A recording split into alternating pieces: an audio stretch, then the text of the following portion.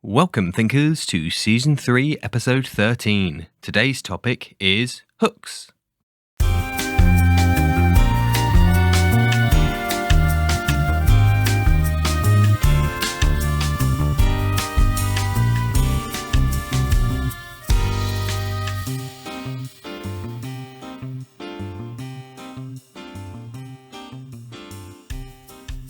And today I'm joined by Mike from Games Played Badly. Thank you ever so much for joining us today, Mike. Can you tell us a little bit about yourself?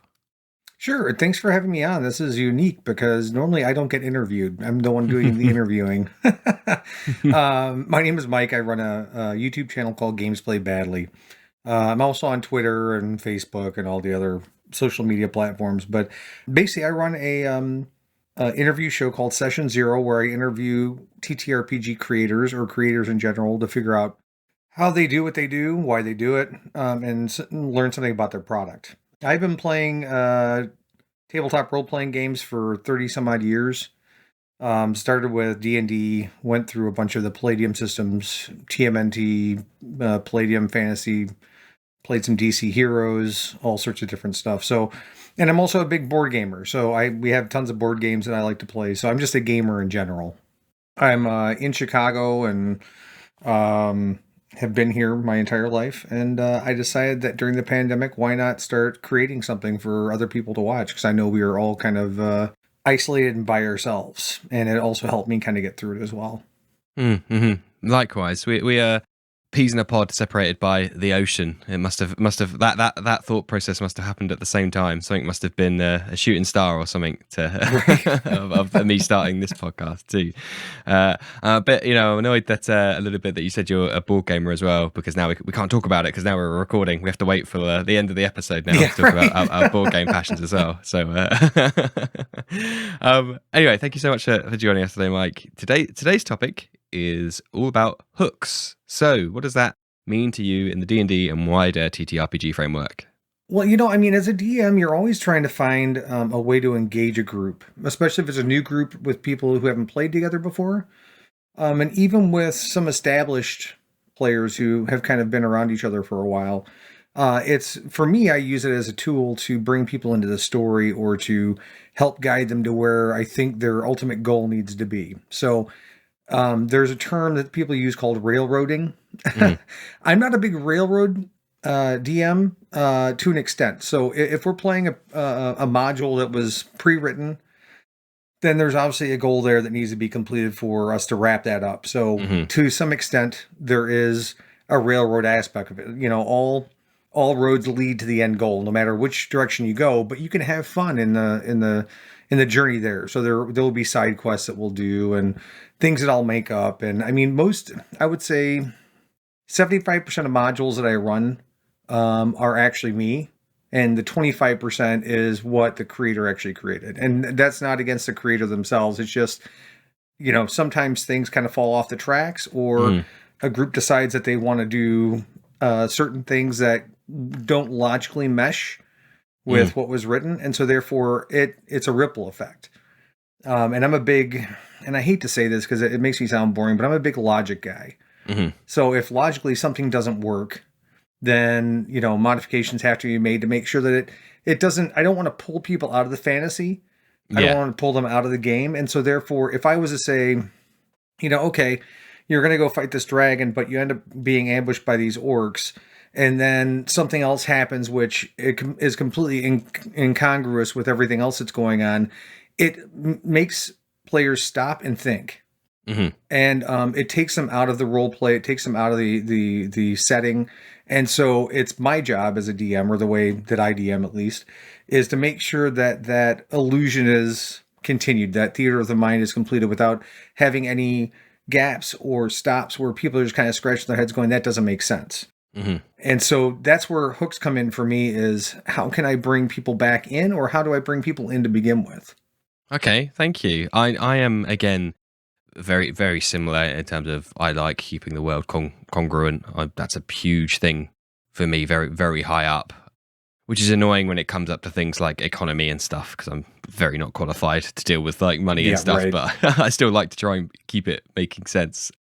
But yeah, so that is very close to my own heart as well. I try and stay away from weird things that are just completely bizarre, or if the players do something, then the logic of the universe can only stretch so much to accommodate the players before something has to give or something has to change to be like this accommodating whatever they're getting up to at that particular time. I completely agree.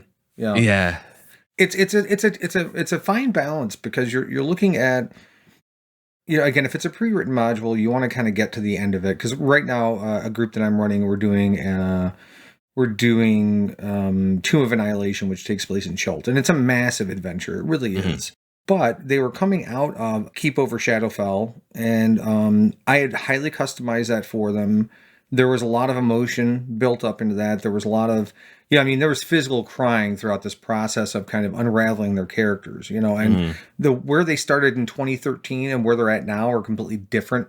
It's a much more expanded universe, so I built it around family. Family's a big deal for me. So that was a really, really interesting hook, because you got to see how people dealt with being maybe introduced to people they didn't know existed, or people they thought were dead, or so. I mean, it was just kind of it was a little bit it was a little soap opera-y at times, but it worked out really well. And so we're coming out of that, going to Tomb of Annihilation, and you're looking, okay, how do I make this the same flavor, but with a completely different backdrop, with a completely different environment, set of circumstances? And so I had to write that transition. And by doing so, I think it worked out really well. But what ended up happening is my players in general tend to latch onto the smallest things. And so if you're not prepared for that, then if things fall flat. So, they always want to know an NPC's name, or they always want to know this, or they always want to run after the most mundane things that have nothing to do with the adventure. But from the role playing and fun side of it, I can't deny it, because I love it. I think it's great. But then you have to rein them all back in and say, okay, you still have this main mission that you have to get to. And so throughout this process, they started in 2013. This group started playing. None of us are. My husband and I play, and our friends in Iowa play. And they were in for a weekend, and so we played D&D all weekend. They loved it, and we kind of left it alone for a long time. And so over the last 2 or 3 years, we started playing again, but we all play remotely. So they really enjoyed their characters. They really enjoyed what we were doing. So I had to go through and try and keep that sentiment from 2013 and move it forward into the 2017, 2018, 2019 timeframe. And it's been really, really interesting to watch. But yeah, so I mean, now we're in Chult, completely different environment, completely different goal, and they've made a whole set of new friends. They've made enemies of people who aren't really supposed to be enemies. They just don't like them. I mean, it's kind of fun to watch. And so I don't stop them from doing that. It's just I have become almost like a ringmaster at a circus. I'm just trying to keep things directed. You can go ahead and do whatever you want to do, but there's still an ultimate goal that you have to get to. So yeah. I just kind of shuffle them around. But through that process, I'm amazed at what they've made me write, because it was so important to them. So I've written pages of stuff. I mean, I think the document that I have right now is like 200 pages of just notes and things like that of NPCs, and it's convoluted for me. Even I can't remember half these NPCs. So that's really where hooks do come in. Hooks come in to either bring someone into the story or to get them back on track. And I think they're really important, and it's really important the way that they're written, because again, if they're illogical, then all of a sudden we have people not looking at their character sheet and not listening anymore. Now they're in their heads going, wait, that doesn't make sense. And that just, for me, that just ruins it. And you can see it on their face when that happens. It's like the fantasy collapses, and now you have to, really tap dance to kind of get them back on track. So yeah. Like if some random person turns up to deliver a message or something, it's like, well, how did you get here? And what are you doing here? And where did you come from? And then suddenly it's like, oh, I just got on a ship. And it's like, well, can we get a ship? And suddenly there's all these, they're looking behind the screen almost, and the house of the like Western set house is just falling over because all you've got is a front facade, and suddenly it's like, okay, yeah, we're living in this mockery. They have a character like that kind of follows them around, and it's an NPC that was in Keep Over Shadowfell, and his name was Splurg. He's a goblin.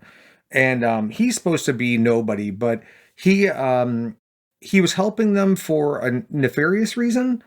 But he got stabbed in the back by somebody, and all of a sudden, one of the characters goes over and grabs him to keep him from dying and heals him. And all of a sudden, in my mind, I'm going, this guy is now indebted to them forever. So Splurg has become a part of their party. Mm-hmm. And he shows up at the weirdest spots because he's a fun character to play.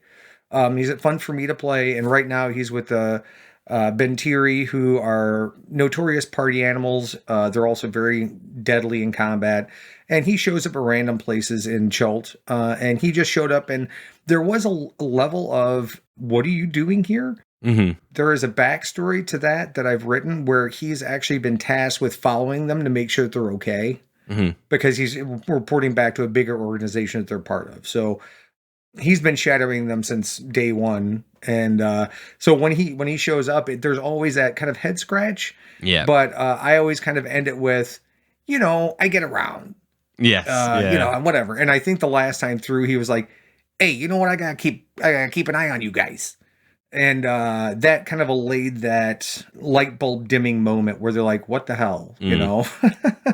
So yeah, it's always tap dancing sometimes, with this stuff. So yeah, no, I have they have a goblin friend in my game as well, who they kind of elevated to minor deity status in his community because he was like the cool one that got to speak to the adventurers and who the adventurers gave him a big scar across his face, and now he's like, all the rest think he's the chosen one essentially, and they bumped into him again. And from my point of view, it was just let's bring back, let's have a recurring NPC. Wouldn't it be funny if they bumped into him here? And in my head, I was like, it kind of logically makes sense because there's some longer term plans I've got going. So I think that will make sense. But then immediately some of them were like, what are the chances?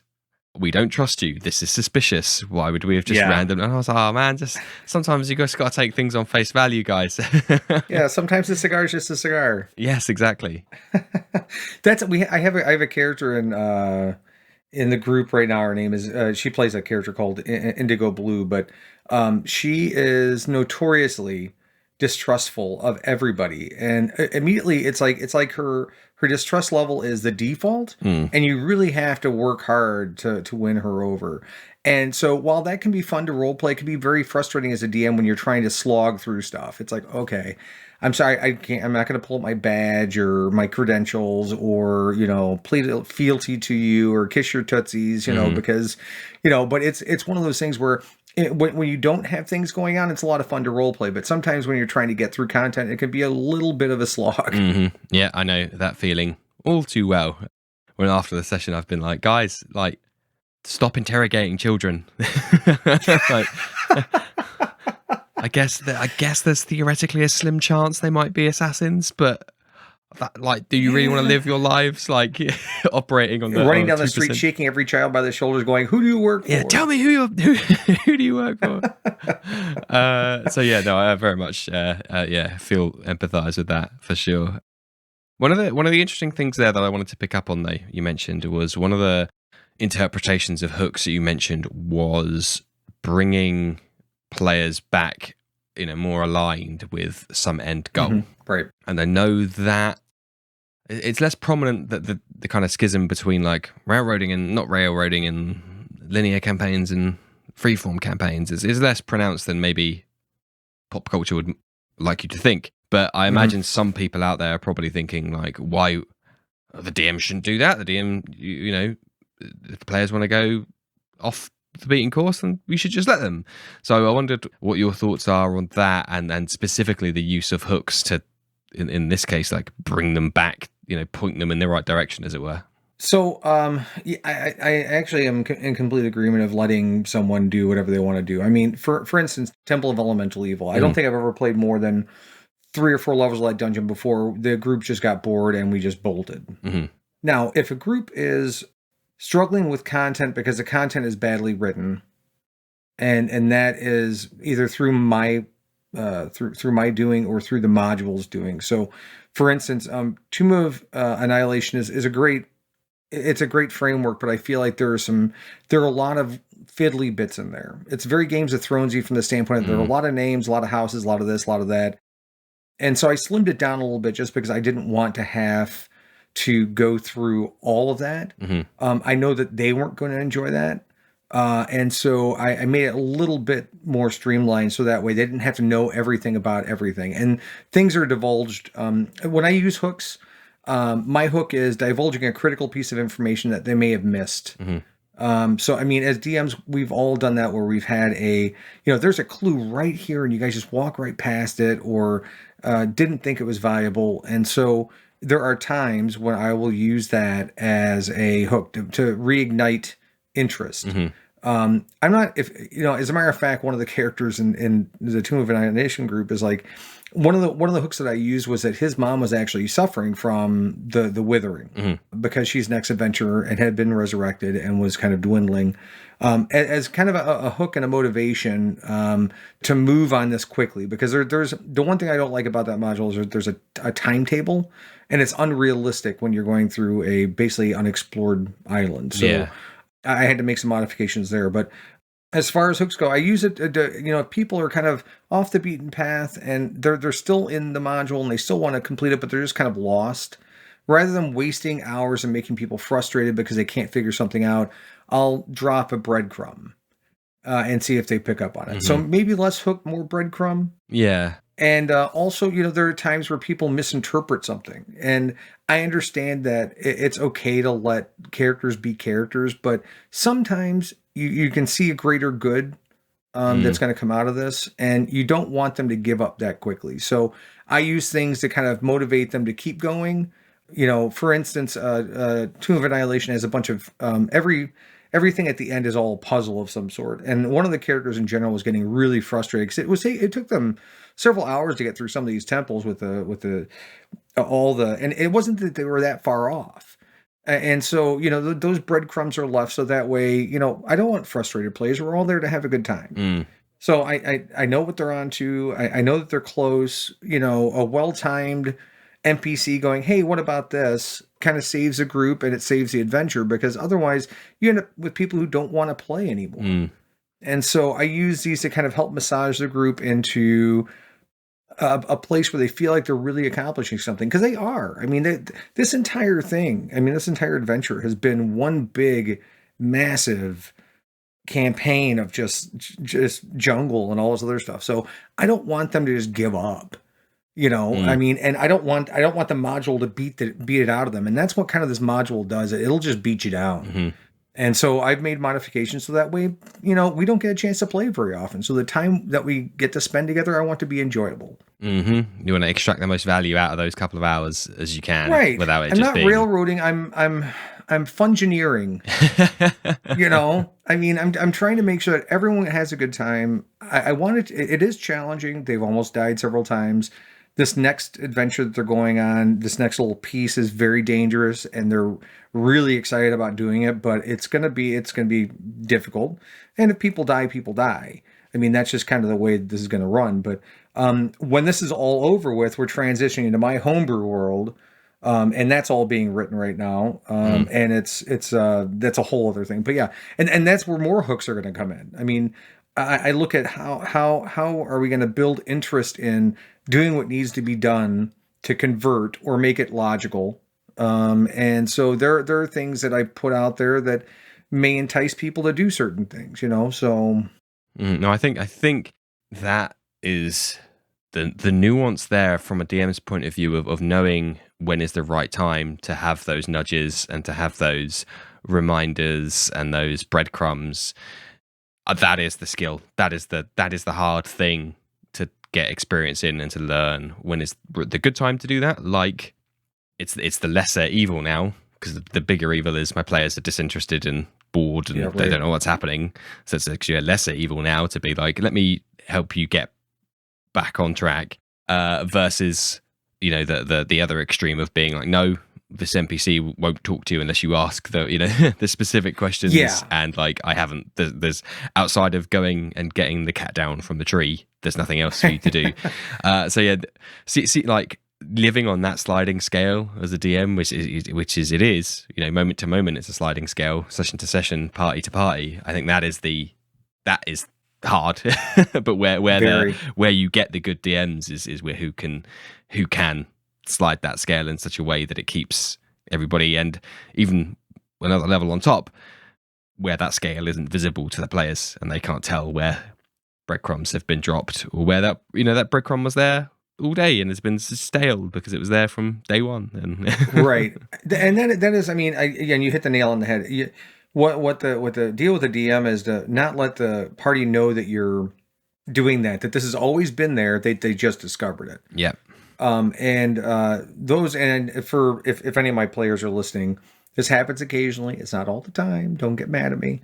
But I mean, there are moments where I'm like, okay, they need a little bit of a push, or they needed this or that, and it's just, and also you have to look at it. Not everyone's on every day. It's like, we're all human beings when we're playing. Some people have had a bad day. Yep. You have to take you have to read the room on some of this stuff. And again, that is where that massaging of the story and the players comes in, because you don't, I've been adversely affected by negative attitudes when I DM. And so it just kind of ruins my experience too, when people are negative about something. And I'm going, oh, did I screw something up? I mean, what's going on? Is this boring? And it just turns out somebody's having a bad day. The key, I think, for any DM is to realize you're not just DMing for them, you're DMing for the rest of the group. Yeah. So if they're having a bad day and they're not having a good time, then let them not have a good time, or don't focus on that. Focus on the other people who are having a good time and who really want to play. I mean, and it's through no fault of anybody. I don't blame the player, because again, we all have, bad days, and even though we think we want to play, we're just not really into it. And it stinks sometimes, but I'm going to tell you, it's a fact of life. And as a DM, that's another part of your job is to read the room and see how players are interacting. And for those players who may not necessarily be into it, don't focus on them. Yeah. Let them roll dice, let them kill stuff. Don't force them to role play. Don't force them to do anything. Don't force them to interact. Maybe all they need to do, or what they really need, is just to be in a room full of their friends and just sit there and laugh. And they may not necessarily want the full D&D experience. And so you kind of have to move on from that. And it took my husband telling me several times, because I've DM'd for multiple groups, and I DM for a group that was 8 or 9 people at one point, and It was huge. And there were so many different dynamics as far as personality goes. It threw me off. It threw the rest of the players off. It was kind of a shambles. And again, that's a job of a DM, is to kind of herd the cats, get everybody back. And whether it's the same, and when I say same page or the same path, it's not necessarily the same path as far as let's get to this mission. It's also the same path is are we having fun? Yeah. What can we do to make sure we're all having fun? And sometimes there are some people who just don't want to deal with it, but they want to be there, either out of obligation or otherwise. And that's fine. But I've got to realize that I can't let that ruin. As soon as the DM goes down, the entire party goes down. Yeah. You know what I mean? So I know exactly what you mean with regards to different players and different types, and being sat at the table for different reasons, and the vibe of who they are, and very much like if they've had a long day or a stressful day or whatnot, and they're coming very much to in the most purest definition, like a play a game, and not like, yes, I don't want to go on a journey, I don't want to have to deal with like moral quandaries, I just kind of want to have sword and board fantasy for a couple of hours. And I was out with a few drinks with one of my players last night actually, and he was like, Danlo, I just got to say, like, I just want to firstly say, thank you for running the game and everything you do, because the last couple of sessions I want to apologize because I've just been really quiet, and it might seem like I'm not into it, but I want to assure you that I absolutely am. It's just, and I was like, man, I get it. You are up at like 5 a.m. and you're on the road, traveling for like 3 hours every day. That's totally fine. I know, and I'm more than happy for you to just sit back and listen, and that's fine. I'm just happy that you turn up. Yes. So that was very nice to hear from a DM's point of view, and I think it's always healthy to have those kind of discussions, and have if you're fortunate enough, like I am, to have those kind of players that are like, hey, I value you, but just to let you know, I'm knackered, so I might be a bit quieter. I'm like, man, dude, that's totally fine. And that's I love when players do that. I mean, so everyone looks at the DM like, I'm not sure how people perceive DMs when they're DMing, but we're people, we're characters, we're playing characters, we're with you, we're trying to have a good time too. And I've had people come back and apologize and say, hey, you know what, I apologize last week, I just wasn't into it, and it's fine. Here's the thing: is it was my reaction was not their fault. That was my fault. Mm-hmm. I let their whatever they were going through affect me, and I can't, and so I'm growing, I'm learning. I mean, I've DM'd for a very long time, but it's still one of those things where you feel like you're letting people down if they're not having a good time, and you have to realize that it's not necessarily on you. You're presenting the material, and if people aren't, if some people aren't enjoying it, then it's a bad day for them, or they're going through something or whatever. But my biggest takeaway from that was, don't punish the other players. Make sure you're there and you're present for the rest of the players, and just kind of ease off whoever's not having a good time, or whoever may not necessarily be engaging. Don't force them to engage when they don't want to. And I can tell you, there are days where people are like, I can see it in their eyes. They're just they're looking for a fight. They want some hack and slash combat. They don't want to have to worry about the role play. My adventures tend to get very deep. Lots of emotions, lots of connections. And so that can be tiring, and I get it, especially when you have your own real life with all those exact same things going on. It almost feels like a second family, and it's like, I'm not ready for that tonight, so I get it. Yeah, indeed. Yeah. In the same way some people need a break from their own actual families. So, Well, and I have this other group where we have a group called the Shifting Table. And these are all people I met on Twitter, and I was able to rope my husband in to come playing because he wasn't initially interested. But we're doing Dungeon of the Mad Mage, and so what we're doing is called the Shifting Table because we all DM different levels. And what I love about these guys is there's definitely role play in there. There's definitely, but I mean, it's far more, let's get through this and kill some stuff. And it's kind of refreshing because I don't really have to worry about it. I go in there, I roll some dice, I kill some stuff. Huzzah! We got some magic items and we're good. And so it's a different play style. And that's the one thing I want anybody who's listening. Just because you DM differently does not make it that you DM wrong. No. Just because I DM differently doesn't make me wrong. We all have our own play styles based off of, hopefully you're reading your own group and playing off their strengths and weaknesses. So what I'm saying here hopefully is not offensive to anyone because they don't agree with me, but just understand that I have a different group, and this is the way that we play, and you have your group and you play your way. Yeah, absolutely. To bring us back to hooks a little bit, something we talked about earlier on around those breadcrumbs and stuff, and I want to get your thoughts on how I ran something a little while ago in the previous chapter of my campaign. I have talked about it before on the show, where my players were in a valley that was part of the lair, the domain, including all the environmental effects of a green dragon. So it was like a labyrinthine forest, thick blanket of fog, very low visibility. The critters that were running, only small critters left because all the larger creatures had been eaten, and that kind of stuff. And they'd come across an abandoned camp at the kind of the end of a river, so a lake pooled into a small lake. Abandoned camp. They found a map that was, admittedly, this is a shortcoming on my part, was very poorly drawn by me digitally, so perhaps that exacerbated a few issues. But broadly, there was a line of blue, 2 lines to suggest that the boundaries of the valley, if you will, before you start hitting the steep incline of the mountains on either side. A blue line that ended in a bigger blue circle, which I'd hoped implied the presence of the lake. Where they are. Yep. And then I think like a little bonfire sign or something, and then basically the other end, so like the waterfall of this river, had a big red circle around it. So my intention was that the players would go, okay, we're here, we're kind of on the trail of these people anyway. They've put a big red circle around here, presumably is their destination. Let's follow the river. They got in a complete twist of directions, cardinal directions. It was, are we heading northeast east, or are we heading northwest east, or south by southeast or something like that? And they got all up in it. Well, if that was there and we've travelled here and this, that, and the other, and I let them get lost in game for like 2 hours, essentially.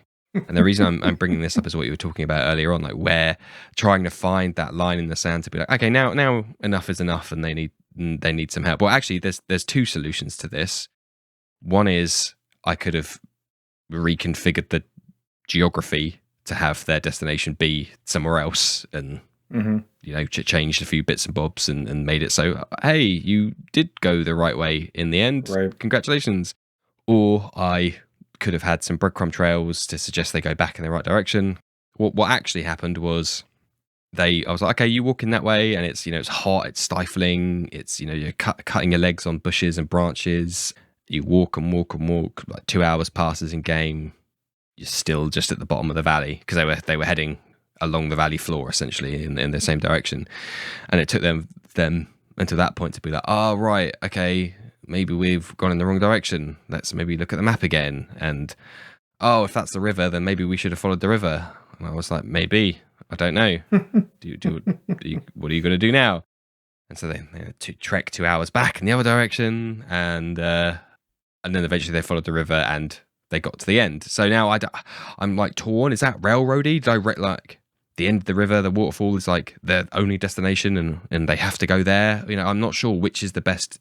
What is the best route when you have that kind of, here's a hook, abandoned camp, map to your destination. Misinterpreted bad. Yeah, and it's just either misinterpreted or not understood. And do I, is it, God forbid, railroading if I had put their destination in the direction they'd chosen to travel? Or is that good because it stops them getting lost? Or is that bad because it's railroading? Like, I don't know.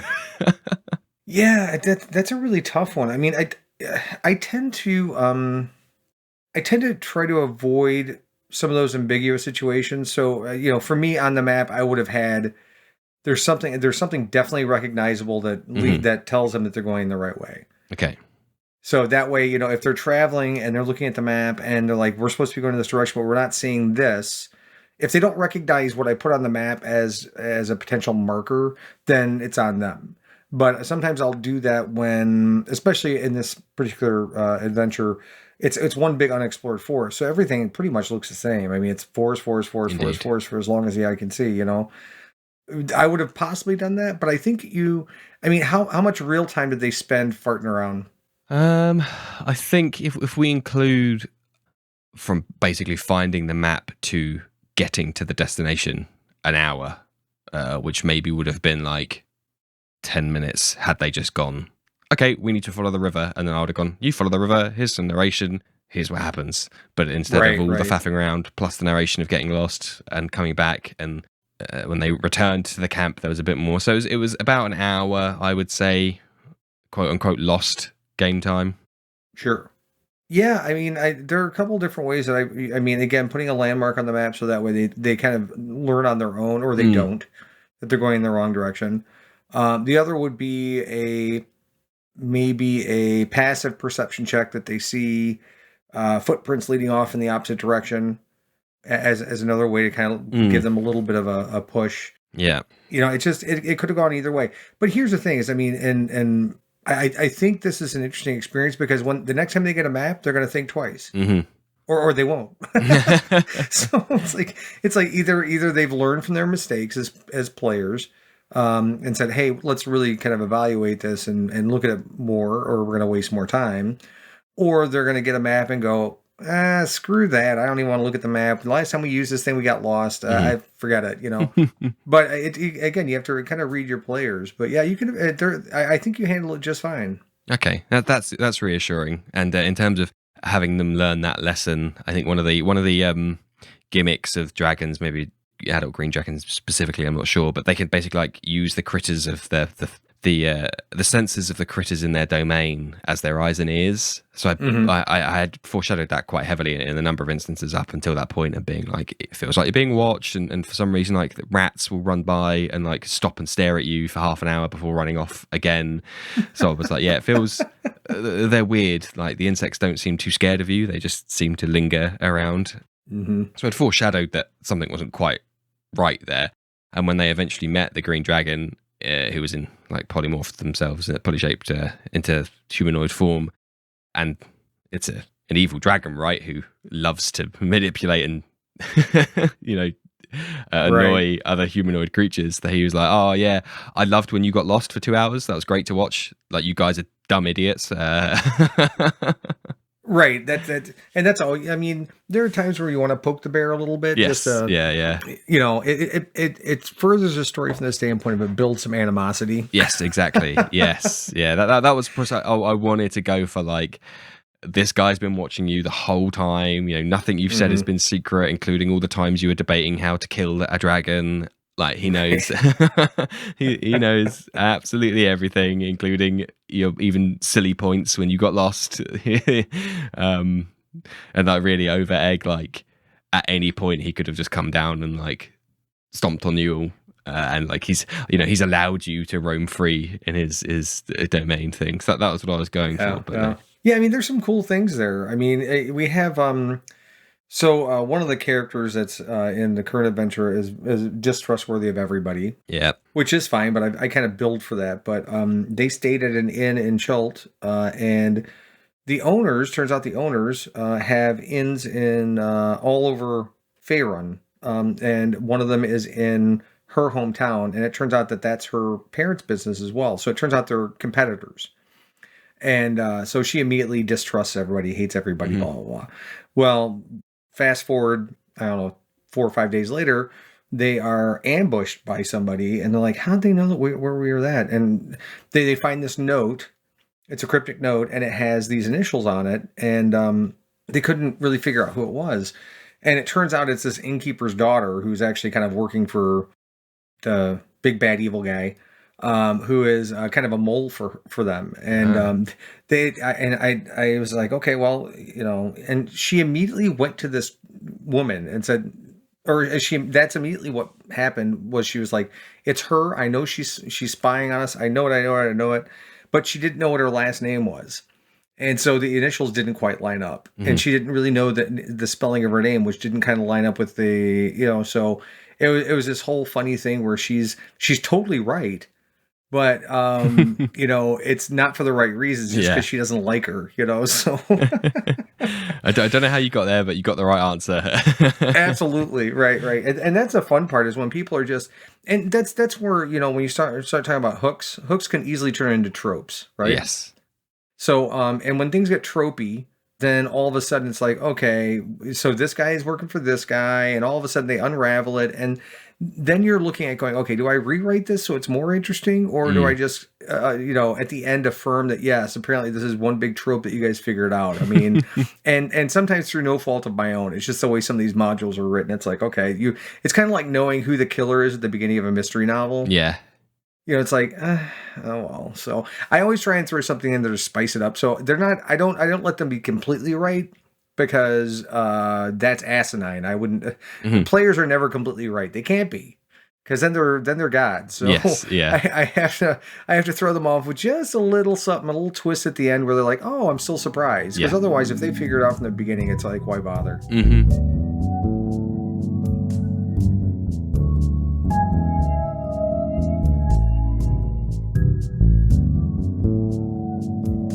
Something I wanted to add onto there, and we've talked about it a lot, and I really just wanted to put like a bookend on it. Sure. In preparation for this, I googled plot hooks essentially, and one of the definitions that came up, and for once in this podcasting career, I actually bothered to keep a reference so I can cite this source in the show notes. So go me. But it was they're defined as a strong motivation to pursue a course of action that furthers the plot or enriches the narrative. But the point I'm getting at is that, to quote, strong motivation, we've said it before, I'm going to say it again, differs almost moment to moment. But obviously and absolutely game to game, obviously and absolutely player to player character, but also moment to moment. And that's why I find it ironic or funny in a way where you can have, here's 50 plot hooks to get your players invested, but you're going to have to vet those and take them with a pinch of salt and modify them, because the cat stuck up a tree. You might have players who be like, okay, I don't care. Yeah, I hate cats. Yeah, we're the cat hating gang. So, and it might not. It will just fall flat and it won't work as as this kind of literary tool that you're trying to use it as. So it is very important, I would say. Hooks, and then obviously the preceding plot line that is attached to that hook have to be tailored to the party, I think. Yeah, they have to your point, they have to be tailored to the party, tailored to the player, tailored to the moment. And just to make sure I don't get any hate on here, I love cats. I was speaking of that as a player character. I have 4 of them on my own. Please don't send me hate mail. But yeah, you're exactly right. I mean, I think that's where when you think about DMing, it's very much a tap dance. So it's you're trying to take into account everyone's mental state at the time of the session. You're trying to take into account what the actual storyline is and what they're trying to produce. You're also trying to take into, what the play style is. And so it's kind of like a chess game. And I used to, years ago, I would have outlines and flow charts and everything. So if they don't do this, then this happens, or they do this, and I've realized that it's just, for some people, that may work. I don't know. But I feel like improvisation is really a DM skill. And being able to improv logically, and to bring up logic again, is really going to be, it's important. And believe me, I've tripped over my own words more times than I can count trying to do that. But sometimes it works out really well. Sometimes it's a little, cringeworthy. But, it's one of those skills that you need to have in your tool belt if you're going to DM, is to be able to think on your feet. Because if you can't deviate from the logical path that you've laid out, then it's going to be a very difficult ride for you as a whole. So I think improvisation, and that's where hooks. So improvised hooks. How about that? Okay, thank you for that segue. And I can't say, here's where I get scared about my campaign, and I wake up in a cold sweat in the middle of the night and go, oh my god, is my campaign completely linear and railroad? And I'm like, no, surely not, or maybe it is, but they can't tell it is. I don't know, because I've thought before, like, I think I've asked the question to a previous guest to be like, should I be providing regular improvised hooks of, like, there's a dinosaur running through the streets, and why is that here, or there's some what's the word? But someone who's going to fund the party, like, says, "Oh, I'll go and find this magical thing for me, and I'll pay you 2,000 gold." Sure. Like, should I be doing that? Because I don't really. I hope that hasn't. I can hear the gasps of my listeners from here. Oh my god, we've been listening to this guy and he doesn't even do that. But I just don't know. I can't. I don't. For whatever reason, I'm not good at setting up like a side quest, shall we say. I improvise for sure, and I agree completely that it is very much a muscle that you need to practice, and you can visibly get better at it, like markedly get better at improvising. But in terms of, like, here's a side quest plot hook for today's session, is not something that I do at all. Yeah, I get what you're saying, and I would say it's not something that I pull a lot. I kind of have a couple things kind of sitting on the side prepared, so if they want to do something, then I have kind of a loose outline of, okay, you're going after a lesser big evil guy for something. If they decide they want to poke their nose into things, I think what's interesting is, because as I mentioned earlier, that they're very much into NPCs and getting NPCs names and knowing more about them.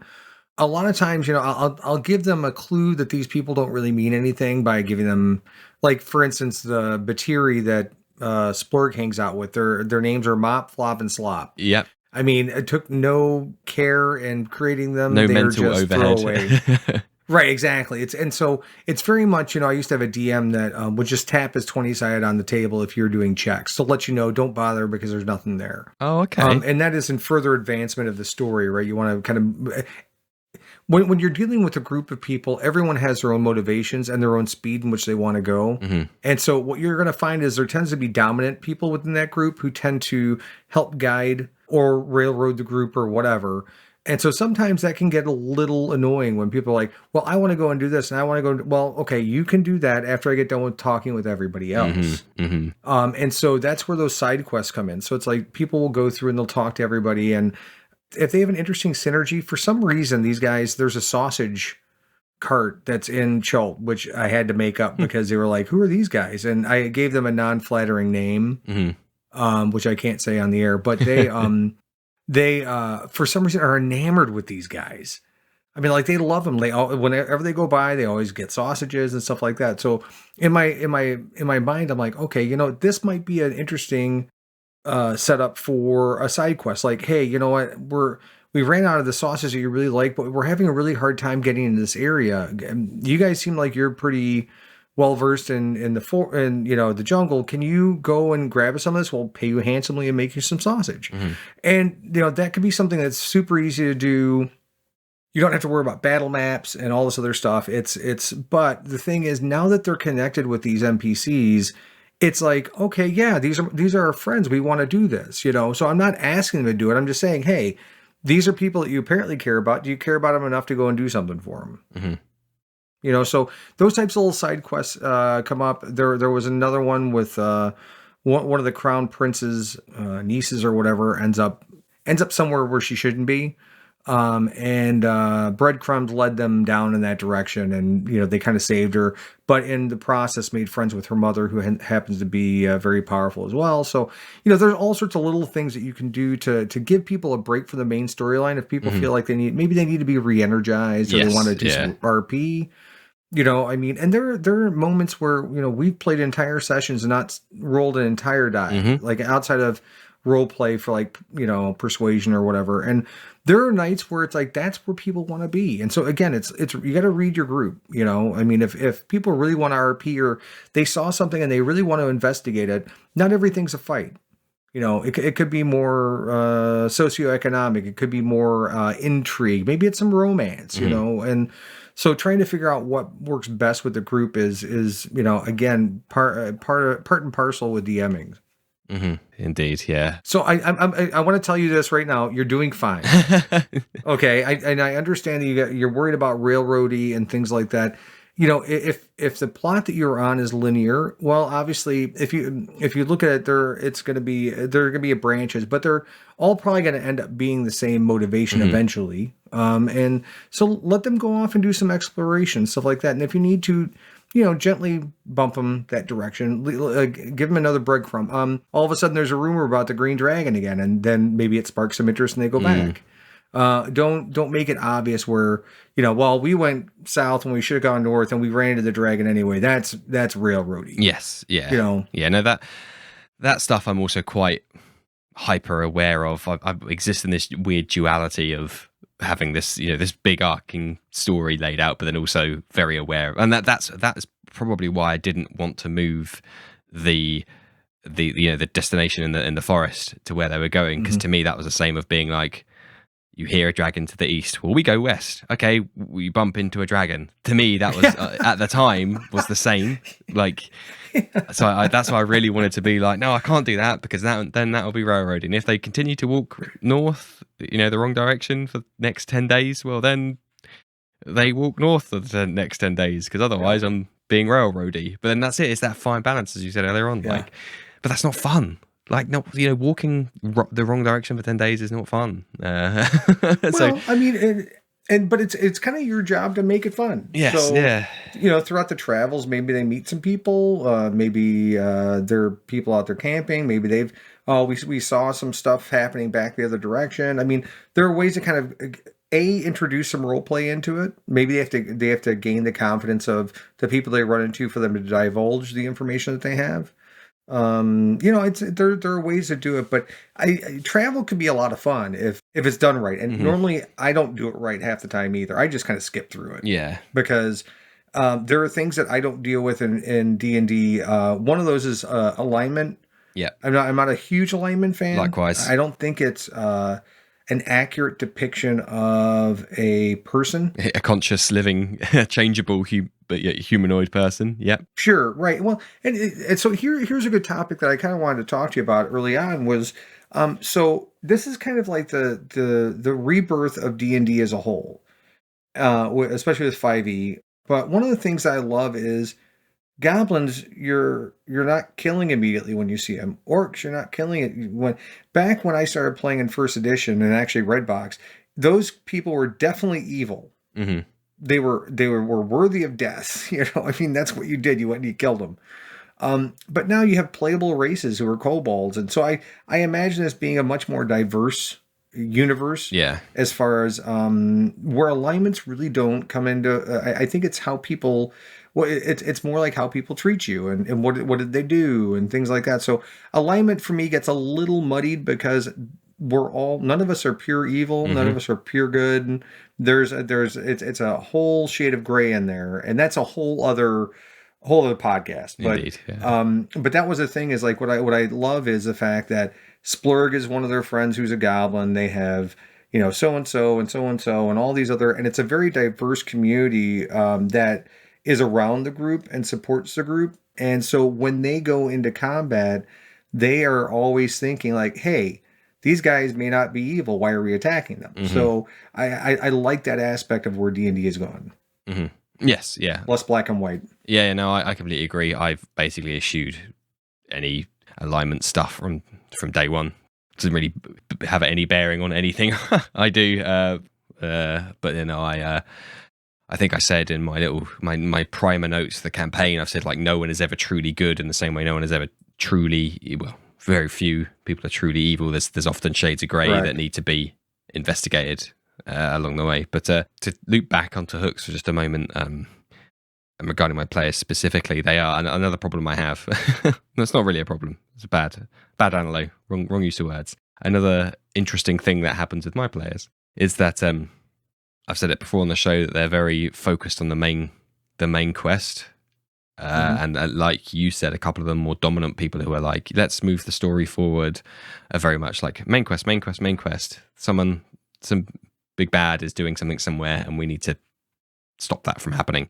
So any other little side quest things that maybe do come up that I've either planned or improvised are often like, we don't have time, we shouldn't look into it. They're eschewed, yeah. And I'm like, oh man, this was gonna be your goofy social encounter. This is gonna be your goofy side quest to do this, that, and the other. So I think as it's coming up to at time of recording, it's coming up to Christmas and New Year's holidays, and I'm planning to have a couple of weeks off, probably about a month of DMing. And I think when I come back, one of the things I'm going to say is like, guys, I might have over-egged the existential threat just a little bit. Feel free to take your foot off the gas if you wish to indulge in your backstories or other interesting things that might be happening. I would encourage you to do so because they will be interesting for you. I don't want to tell them I've got all this cool stuff set up, which is of course the DM's dilemma is being like, oh, I've got all this awesome stuff, but I can't tell anyone about it. But so Dan, that's where hooks come in, right? Mm-hmm. So rather than kind of why buy the cow when you get the milk for free? Mm-hmm. So from that standpoint, getting them invested in something, an interesting NPC that they meet, that they build a bond with, and again, some of this is saccharine. It's very sugary, sweet stuff. I use kids a lot because kids are adorable, and I play kids really well. So all of a sudden, like they're all about the kids. Yep. But some way that they cannot take notice. Now they can avoid it if they want to, but they're terrible people if they do. Mm-hmm. But I've used that in the past to kind of guide people, like I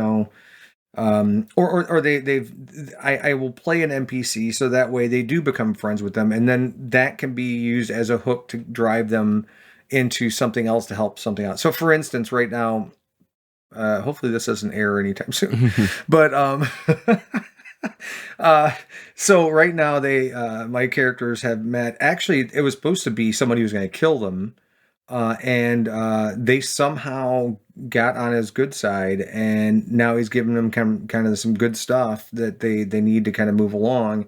But one of the things is, he's basically an old tabaxi who's getting close to the end of his life, and he wants to defeat this one monster before he goes. And he wants to die while he's defeating this monster as revenge for his dead wife.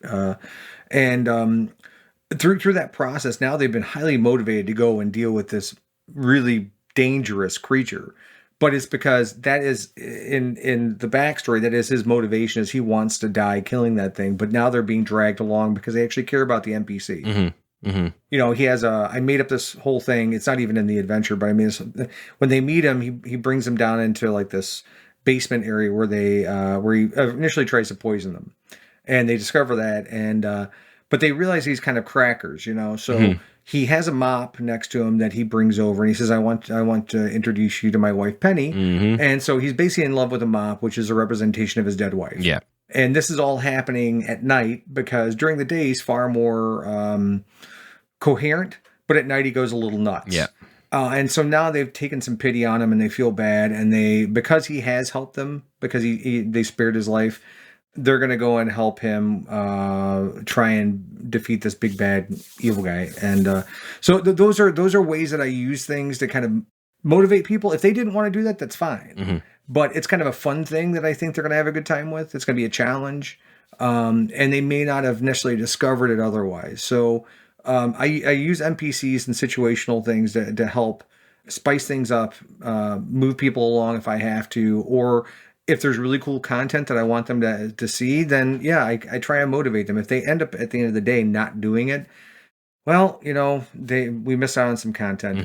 The other thing is all that content can be reused in the next adventure. Yeah. You know, so it's like, if they didn't use it here, repurpose it for something else and see if they use it there. If not, I mean, all that stuff, all that good writing, all that planning can still be used, but maybe not at this point in time. So just, you know, file it and see if they'll bite the next time through. Yep. One final thing from me. I wanted to. It made me smile when we were talking, and I was doing a preparation for this show, all about hooks. Is that one of my early opening gambits with my players, once they've got out of the prologue, essentially, and the world opens up a little bit more, and they have a bit more of a wider understanding, and they're not just on like a fetch quest, essentially, is I give them a sheet of essentially about 10 plot hooks in the form of rumor mill MacGuffins to go and find, powerful artifacts, so on and so on.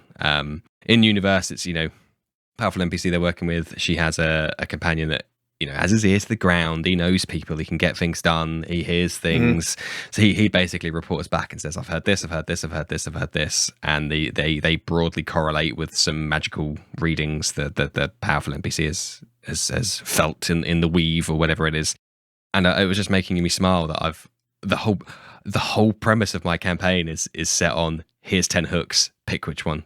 Literally pick one from a menu. Some are more viable for you, some are easier to get to, some are harder to get to. And the reason I'm bringing that up is because I had in my head, and I'm trying to get people to learn from my mistakes, of course. So I had in my head that it was, this is great DMing. This is like carte blanche, pick from the menu. Here's 10 cool and interesting, exciting things. And in reality, people are like, don't know where that is, don't know what that is, doesn't mean anything to me. This one, DM, where's the closest one? And we just want to go and do that one. I was like, okay. Kind of deflates it, doesn't it? Yeah, and I was like, what did I felt like I was too obtuse, because I didn't want to be like, go to this place and pick up this artifact. It's like, oh, something's happened. Like the mining output of this town has diminished, which is unusual. Shall we go and find that out? Or there's reports of civil unrest over in this town. Should we go and do that? Right. I just think it was something wasn't quite there. But next time I run the campaign, it will be refined and it will be improved and it will be something will change. Yeah, I mean, I think we all grow. I'm not look, I'm no Matt Mercer, and I don't think anybody is Matt Mercer but Matt Mercer, and that's part of, I think, where people get a little jaded from the standpoint of they watch Critical Role and they all want to be voice actors and stream and everything, and that's fine, but I hate when people come down on themselves for being human, and it's a game, and you're so if you're DMing for 5 people, you are the 6th player. So if you're not having a good time, it's not worth doing. And I wouldn't worry about the railroadiness and things like that. I mean, your players will give you a pretty good sense of, okay, now we have to go over here. Yeah. I mean, it becomes pretty obvious. But as long as you're aware of that failing, you're probably one of the least likely people to actually commit that process. And sometimes railroading is necessary. I'm sorry, it just is. And I would challenge any DM on the planet to say that they haven't used that at least once. Yeah. So don't feel bad about that. I think you're doing fine. And as far as the a la carte stuff, I love that idea. I actually started writing what was going to be a module. Yeah. But it was basically like 21st chapters. And so what it was is a way to set up an adventure with basically one big hook. So as a way, this is the biggest hook of all. You've got to be able to get your players invested in each other, or else you don't have a group. And so that's what the 21st stories was they were all in separate areas and they were all brought together, and there was a viable storyline there that kind of cemented them based off their backstories.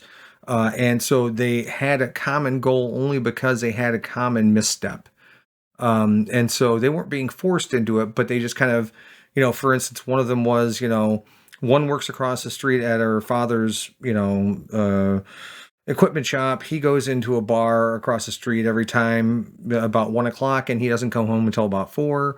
One of the guys is a town guard, so he's in there as well. Another person is in there for something else, and basically a bomb goes off, and they survive, but her father is killed.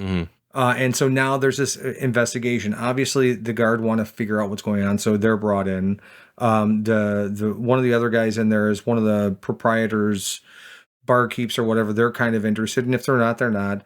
And then you have the person across the street whose father was killed is now drawn in, and so you have these ways of kind of building that common experience between the players and their group. And locking that in is so super important to them caring about each other. And that's the biggest hook of all. So, I mean, whatever hook you're going to use, that initial session 0, session 1 hook is the ultimate, most important thing that you can do, because if those characters can't bond through shared experience, then there's a lot of, well, I'm going to go and do this, screw you guys. Yeah. And so there's no empathy, there's no camaraderie, there's no sense of we're all in this together, and then it becomes very antagonistic at times. Yeah, no, you're absolutely right. In fact, one of my notes says hooks to get the party together, session 1, call to arms, but precisely for that reason. You explained it better than I ever could, so thank you very much for that. No, you're too kind. Is there anything we might have missed that you wanted to talk about? No, I mean, I think we had a pretty well-rounded conversation. I mean, I think the biggest thing when conversations like this are had, people are going to side one way or the other with how they personally DM. That's perfectly fine. I'm a huge proponent of people doing their own style. I'm happy to play with anybody who DMs any way, because it's always fun to be around people and see a different way of doing things. What I would suggest is, from my standpoint, I don't ever think of something and say, I would never do that, because you never can tell. So keep your mind open, when it comes to using some of these mechanics to motivate your players. Yeah, absolutely. Absolutely. Well, thank you ever so much, Mike. Is there anything you would like to promote? Oh, if things like this are, your podcasting family, if they like this interview style, I do something similar on YouTube. It's youtube.com / games played badly. You can follow me on @badly_games on Twitter. I do a similar interview show with creators and things like that. Don't let the video side scare you. You can always just listen to it if you want to. And actually, I'm going to be converting all of those video interviews that we're up to our 30th episode into just audio format for people who would enjoy podcasts rather than watching a YouTube video. Some of the videos are actually showcase the artwork that go into some of these modules that people are creating on DM's Guild and things like that. So that's always fun to look at. But yeah, come on by, subscribe to the channel. I produce regular content, and if you follow me on Twitter, I'm always posting something. So and maybe one day in the future, Mike will have like a really cool guest come on his show that is full of. I happen to have one. Thinking critically. Oh yeah, I've heard good things. Somebody. I've heard good things. Yeah. No, Dan, I'd love to have you on because again, it's another interview from a different take where I'm not talking to you as a DM, I'm talking to you as a creator. So. Okay, well, there you go. At the very least, you got that to look forward to, listeners, on Mike's channel. But no, all that's left to say is sincerely, thank you ever so much, Mike. That was a really, really interesting decision on something which could have been a very dry topic. Here's a plot hook. Here's a bunch of, here's just a list of, literary tools. So I really like the direction that you took it in terms of like, reading the table and knowing, dealing with other human beings. It's such a useful and insightful bridge from how do I get it's how do I get players engaged ultimately at its fundamental level, and it's how do I get humans engaged, which is even trickier.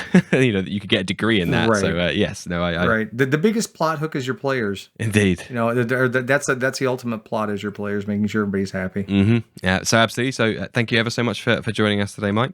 Yep. No, my pleasure. Again, hopefully I'll have you on soon, but again, I would not worry. I think you're doing a great job. Thank you so much. Thank you, everybody listening at home. I would encourage you to go and subscribe to Mike's YouTube. Otherwise, thank you all for listening, and good night.